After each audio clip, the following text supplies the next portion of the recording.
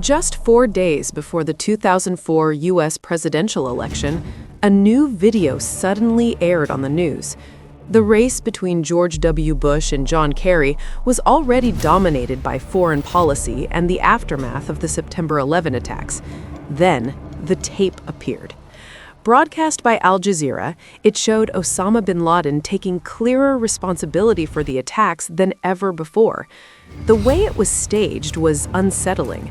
Bin Laden spoke as if he were a legitimate figure, directly addressing the nation he had attacked.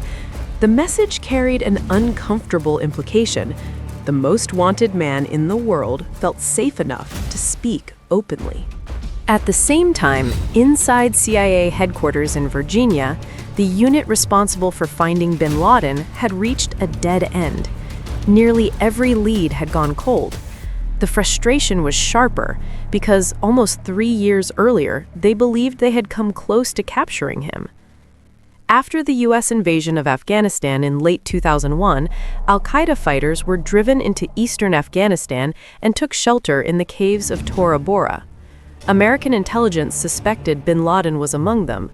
Local Afghan forces, backed by U.S. airstrikes, assaulted the area. But when the fighting ended, bin Laden was gone. Only about 20 people were captured. The CIA had missed what might have been its best chance.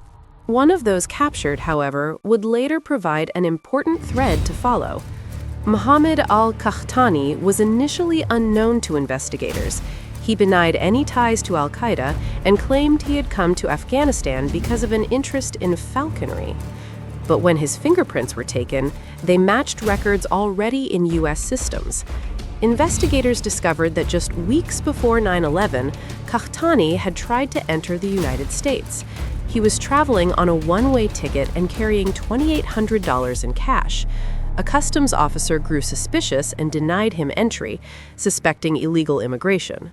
On that same day, a phone call was placed from Orlando International Airport to an al-Qaeda-linked number in the United Arab Emirates, a number already under surveillance. The timing raised alarms. FBI agents began combing through airport security footage and eventually identified a rental car tied to Mohammed Atta.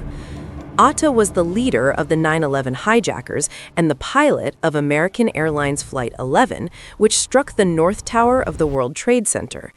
Investigators concluded Atta had been waiting at the airport to pick up Qahtani. It is widely believed Qahtani was meant to be a hijacker on United Airlines Flight 93, the plane that crashed in Pennsylvania after passengers fought back.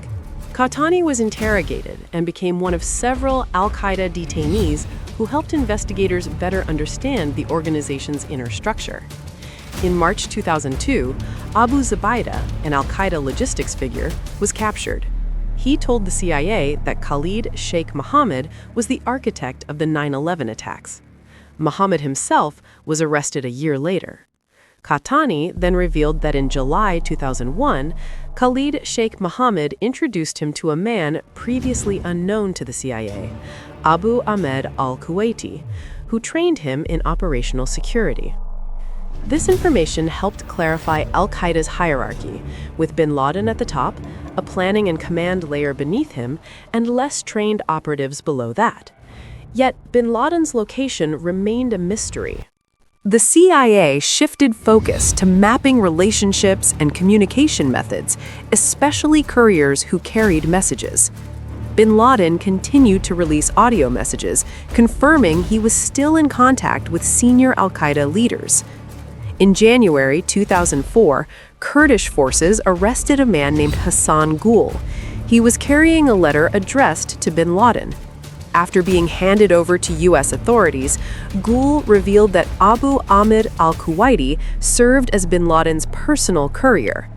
The picture remained murky.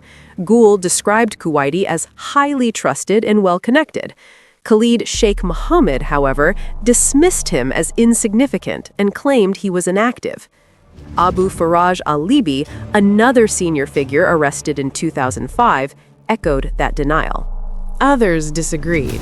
Hambali, the former leader of al-Qaeda's Southeast Asian network, said Kuwaiti managed a safe house in Karachi after the Taliban fled Afghanistan.